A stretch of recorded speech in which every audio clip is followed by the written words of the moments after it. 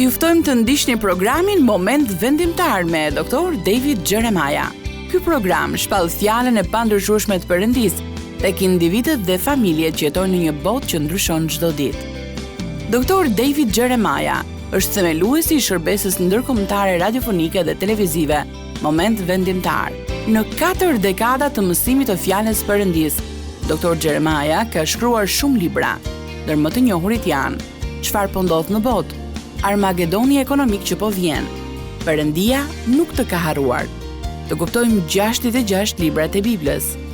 Mësimi i shëndosh biblik është thelbi i shërbesës së Dr. David Jeremiah. Ndaj mos u misni asnjë nga programet e tij.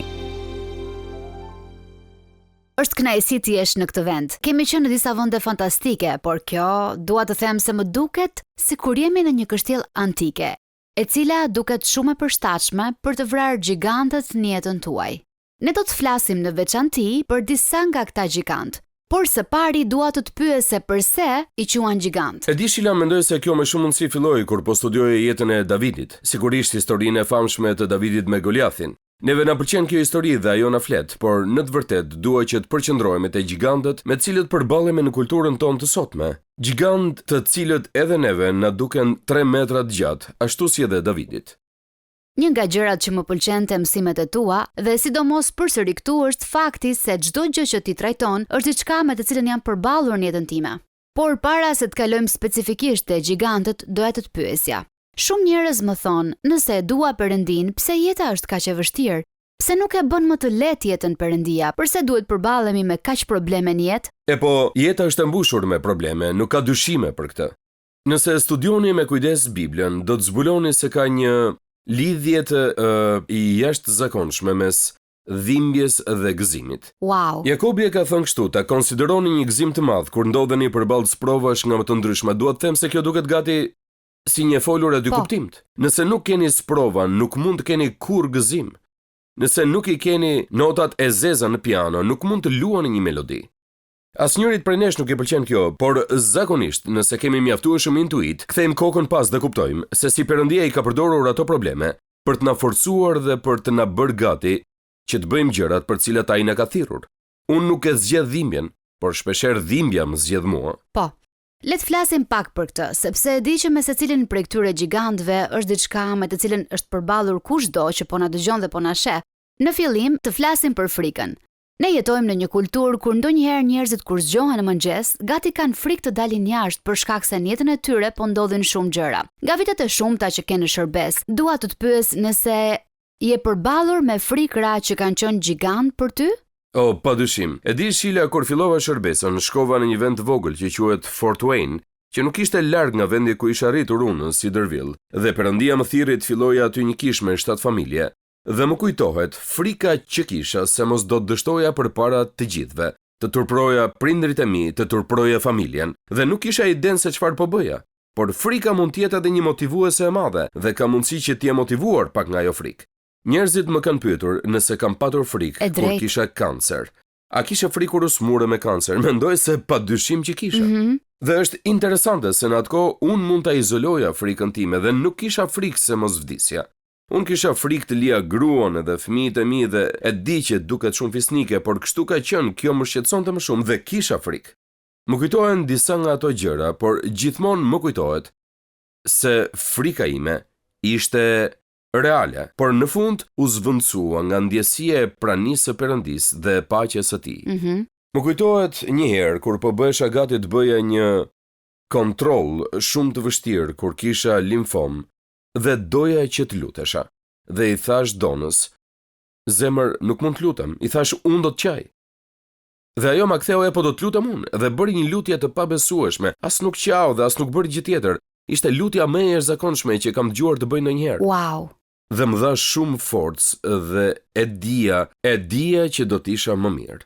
Mendoj se në këtë seri mesazhesh ke folur pak dhe për faktin se shpeshherë këta gjigant mund ta kthejmë kokën pas dhe të shohim se si Perëndia i ka përdorur në jetën tonë. Ai sa duken si një dhuratë që na ka bërë më të fortë. Biblia na thot se ne nuk duhet të jemi krijesa të frikës, mos ke frikë sepse unë jam me ty, mos e humb sepse unë jam Perëndia yt. Mendoj se ka edhe një frikë që është e shëndetshme që duhet vlerësuar, por ajo lloj frike e tmerrshme që nuk është diçka që Perëndia e do për ne, vetëse nëse do të na ngrejë në një nivel shumë të lartë. Ne nuk duhet ta jetojmë jetën me frikë, nuk mendoj se ky është vullneti i Perëndisë për ne.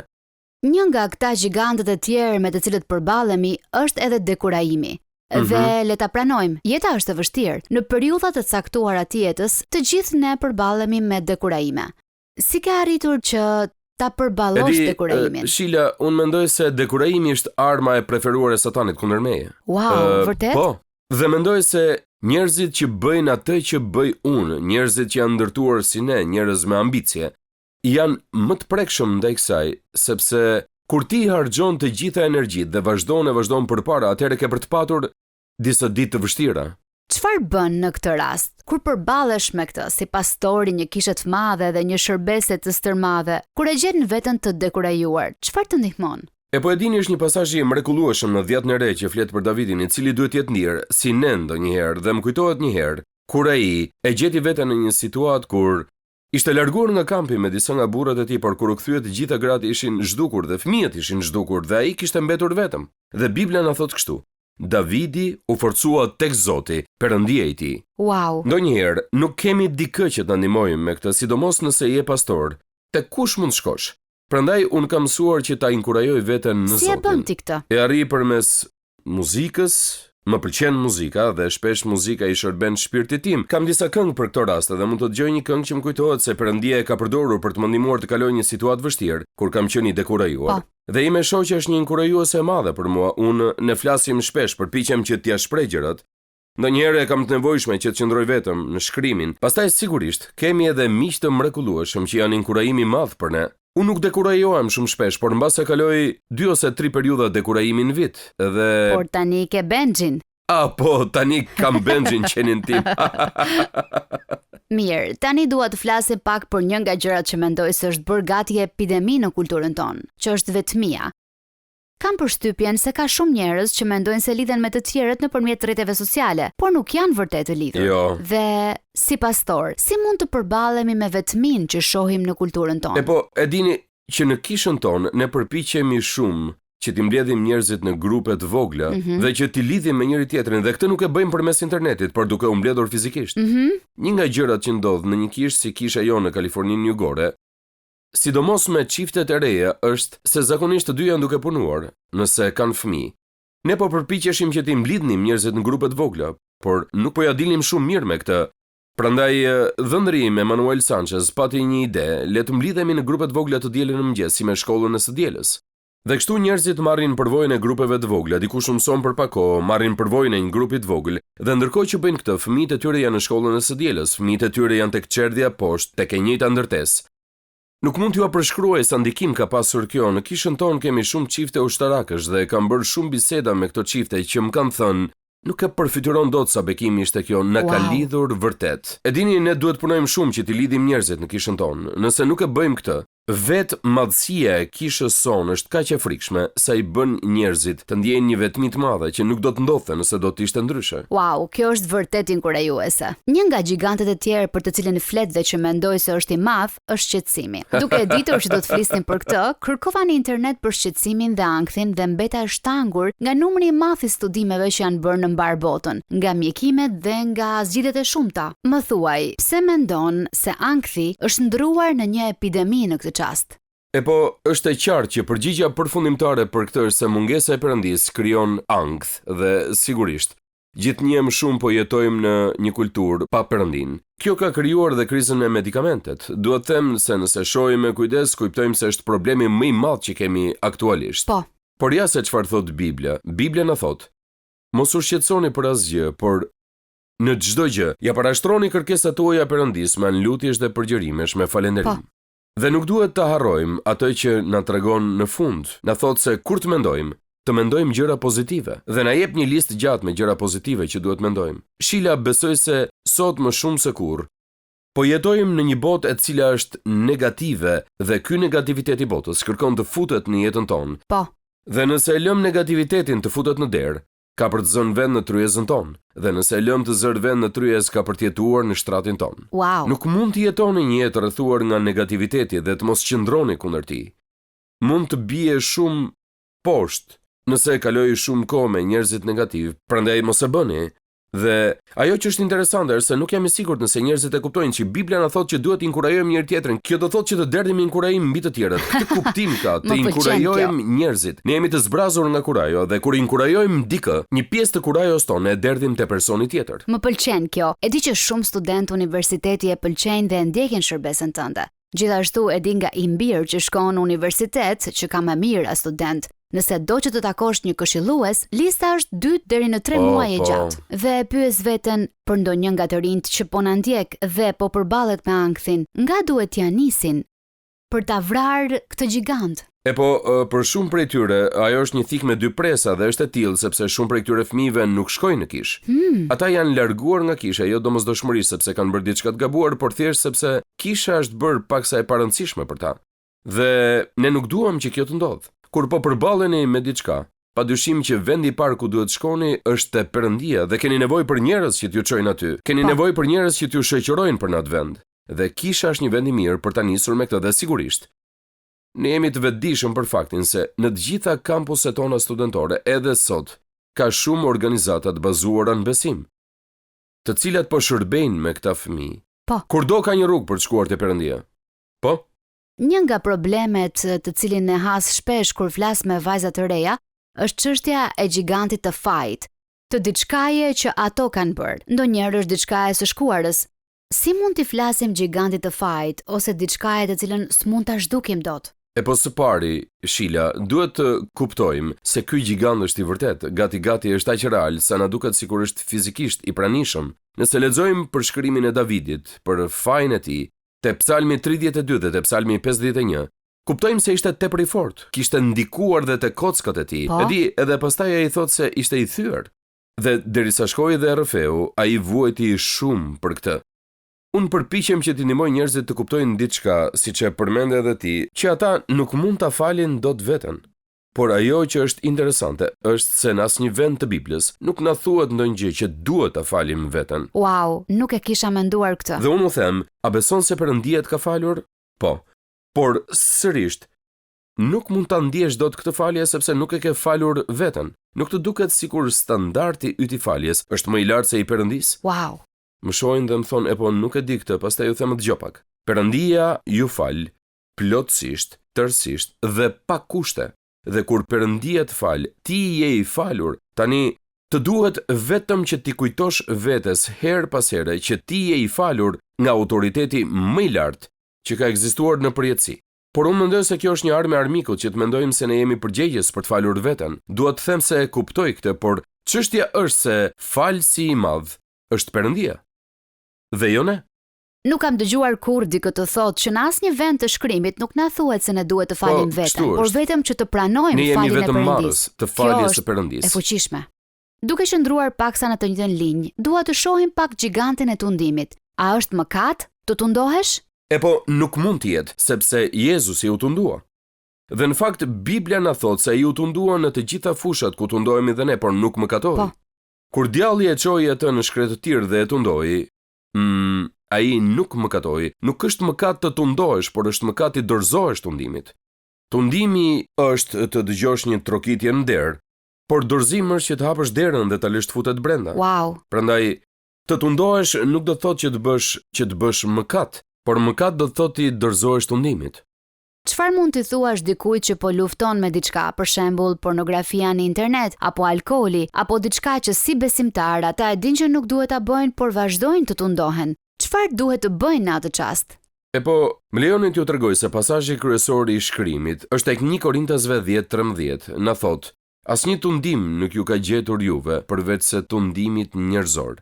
Por Perëndia është besnik dhe nuk do të lejojë që t'ju tundojnë për te i fuqive tuaja, por me tundimin do t'ju japë edhe rrugdalje që ju të mund ta përballoni. Pra ajo që na tregohet këtu është se ideja se unë jam aq i tunduar sa nuk mund të jem fitimtar, nuk është e vërtet. Dhe ka strategji për këtë. Për shembull, një herë erdhi dikush tek unë dhe më tregoi për një vajzë që punonte ngjitur me të dhe pastaj më tha se ishin gati për të përfshirë me njëri tjetrin në një mënyrë që nuk duhej ta bënin.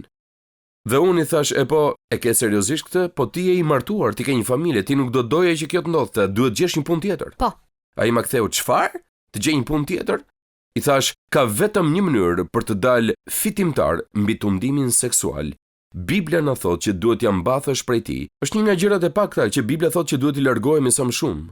Pastaj më pëlqen të përdor ilustrimin e Jozefit, i cili u tundua nga gruaja e Potifarit dhe Bibla na thotë se ai ja mbathi nga shtëpia. Pra, Bibla na tregon disa gjëra për tundimin. Është e rëndësishme të dimë se tundimi nuk është mëkat. Nuk është mëkat të tundohesh, por nëse fillon t'ja shkelësh syrin dhe t'i dorëzohesh, këtu futet mëkati. Një nga gjigantët që duket se po gjen terren në kulturën tonë në këtë kohë është zemërimi. Duket sikur po jetojmë në një botë shumë të zemëruar. Nëse ndes televizorin sheh lloj-lloj lajmesh për tërbime në rrugë. Por është interesante se në serinë e mësimeve të tua ti thekson se shkrimi thotë se jo çdo zemërim është i keq, por ka një vend edhe për zemërimin e drejtë. Në fakt, Biblia na thot zemëroni dhe mos mëkatoni. Dhe pastaj më pëlqen ajo që Biblia thot më pas, diellit mos perëndoj mbi inatin tuaj.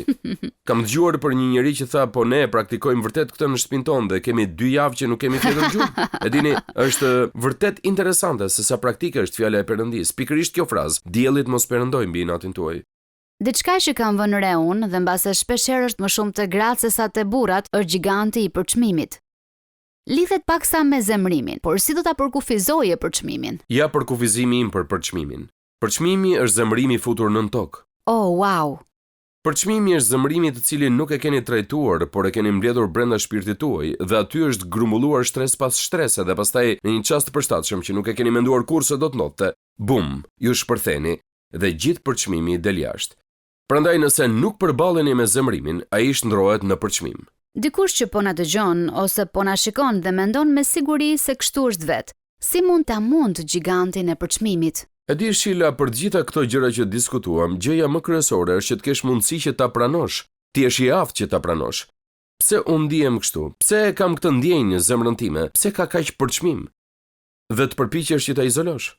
E di, ta vendosësh në një vend ku mund ta shohësh me ngjyrat e vërteta që ka të thuash, kjo është e gabuar. Si filloi kjo? Nga e ka zanafillën. Dhe të vazhdosh të thuash Perëndim, më ndihmo me këtë, më ndihmo ta largoj këtë. Dhe pastaj ndonjëherë ndodh që të kesh përçmim për shkak të një çështje të pazgjidhur dhe duhet të shkosh e ta zgjidhësh atë çështje. Në historinë e Davidit, kur ai ju ofrua gigantit, Bibla na thotë se ai vrapoi drejt tij.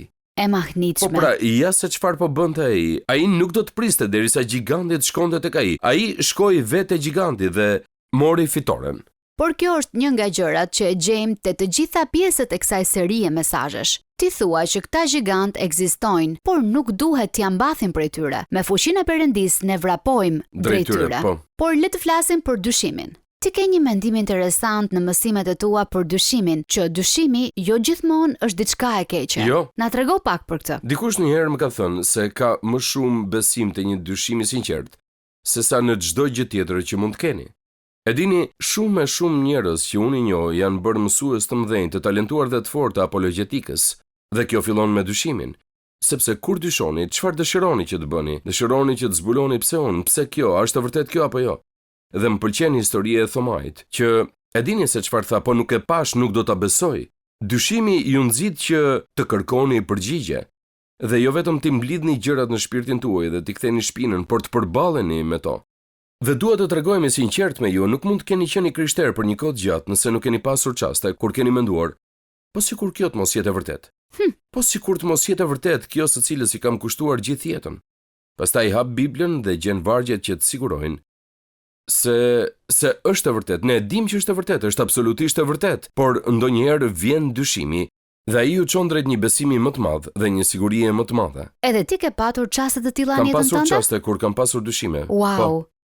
Mendoj se ky është një inkurajim i madh për njerëzit, doktor Jeremia, për shkak të gjitha viteve të tua në shërbes. Por ti thua që nuk duhet të kemi frikë nga dyshimi. Dyshimi nuk është i keq nëse nuk e lejon të pushtojë jetën tuaj. Një nga gjigantët për të cilin flet dhe që më duket interesant, sepse nuk jam e sigurt nëse të gjithë e shohin si një problem shpirtëror, është zvarritja. Po. Pse është e rëndësishme kjo? Ja se çfarë besoj unë. Se periudha mes çastit kur Perëndia ju thotë të bëni diçka dhe çastit kur e bëni, kjo periudhë i përket djallit. Wow.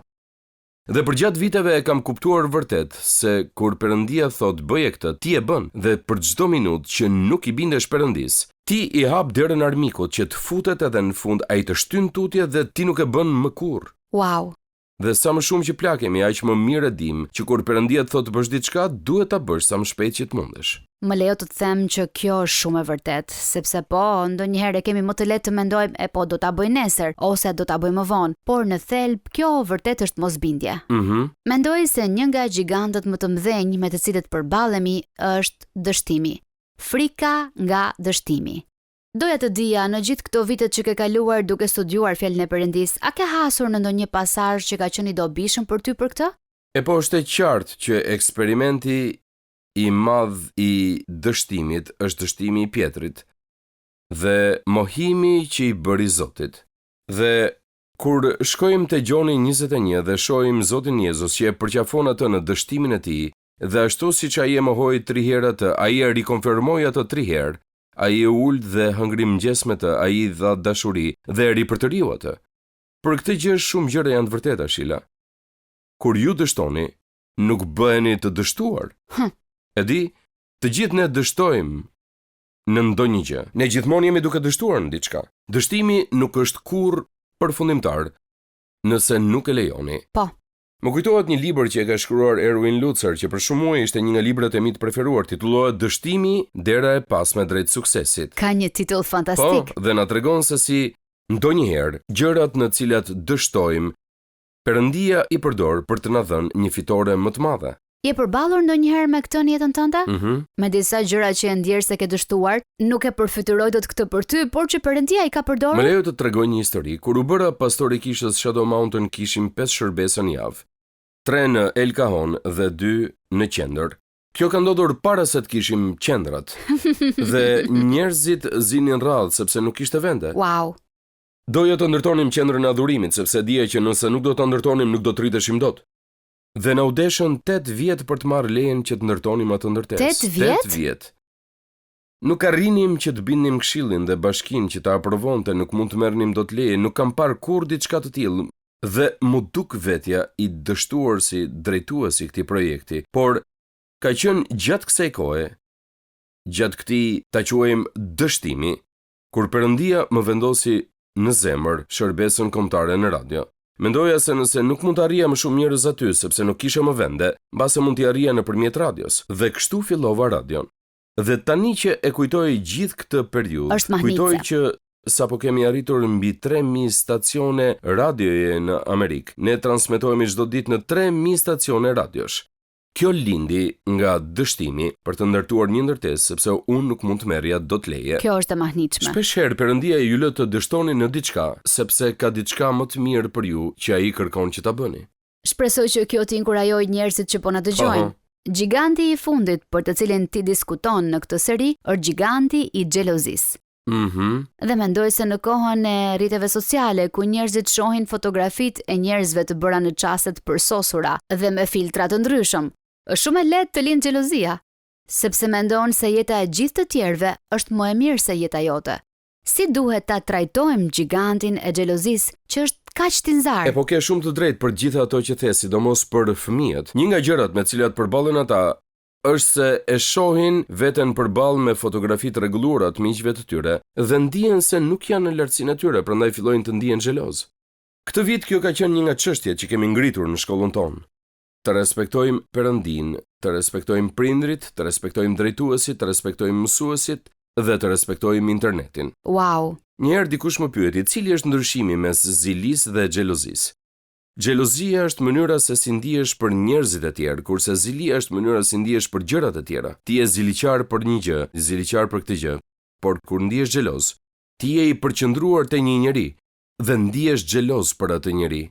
Dhe e kam parë që kjo ka shkatërruar njerëz. Pra, si besimtar, si ta bëjmë gëzimin të mposhtë xhelozin? Nëse shikon një njeri, nuk e kam fjalën vetëm për fëmijët, por për dikë që mendon se jeta e tij është më e mirë se imja. Si besimtar, si ta bëjmë peshën e gëzimit të jetë më e madhe se ajo e xhelozisë? Po, gëzimi nuk është lumturi. Gëzimi është një marrëdhënie dhe gëzimi mbështetet mbi marrëdhënien tuaj me Jezus Krishtin. Dhe kur keni një marrëdhënie të shëndetshme me Jezus Krishtin, jeni të vetëdijshëm për faktin se Perëndia ju ka krijuar të veçantë dhe ai ka një plan të veçantë për jetën tuaj.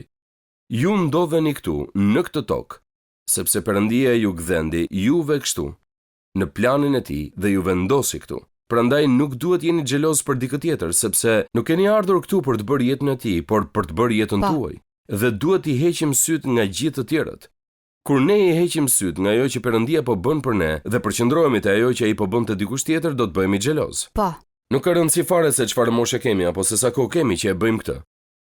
Gjithmonë ka qenë një problem me cilin duhet përballemi. E po, më duhet të them se më pëlqen shumë kjo seri. Është e thellë, bazohet në gjëra praktike. A ke diçka të fundit që dëshiron ta thuash tani? E po, duhet t'ju them se të njëjtën gjë që Perëndia e bëri për Davidin, ai dëshiron ta bëjë për gjithë ne.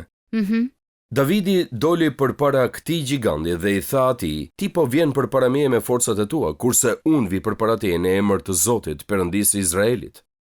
Ne nuk mund të përballemi dot me forcat tona, me gjigantët tanë. Kjo është mënyra e botës. Gjigantët tanë me siguri që nuk do të zgjidhen dot në zyrën e një psikologu laik, por kur ne përballemi me gjigantët tanë në emër të Zotit, me fuqinë dhe madhështinë e tij, mund kemi të njëjtën fitore si ajo e Davidit. Faleminderit që ishit me mua sot në moment vendimtar. Sa më shumë që e studiojmë fjalën e Perëndisë, aq më shumë e kuptojmë që Perëndia ynë i dashur dëshiron të ketë një marrëdhënie personale me gjithë secilin prej nesh. Nëse ju do doni që të filloni një marrëdhënie me të, hapi i parë është që të pendoheni për mëkatin tuaj dhe t'i kërkoni Jezus Krishtit që të bëhet Zoti dhe shpëtimtari juaj. Sapo ta merrni këtë vendim për të pranuar dhuratën e Perëndisë për shpëtimin, do të fillojë udhëtimi juaj me Perëndin si një krijesë e re në Krishtin. Nëse sot e keni marrë këtë hap besimi, ju inkurajoj që ta ndani vendimin tuaj me të krishterë të tjerë në një shërbes të besueshme apo te një kishë zonës, dhe që të vazhdoni të rriteni në besimin e sapo gjetur. Perëndia ju bekoft, ndërsa filloni ecjen tuaj me Perëndin. Pres me padurim që të shihemi herën tjetër këtu në moment vendimtar. Ndoqët programin Moment Vendimtar me Dr. David Jeremiah. Rikthehemi sërish tek ju javën e ardhshme me një tjetër mesazh për fuqinë e jashtëzakonshme të fjalës së Perëndisë, që ndryshon jetën tona përgjithmonë. Deri atëherë, miru dëgjofshim.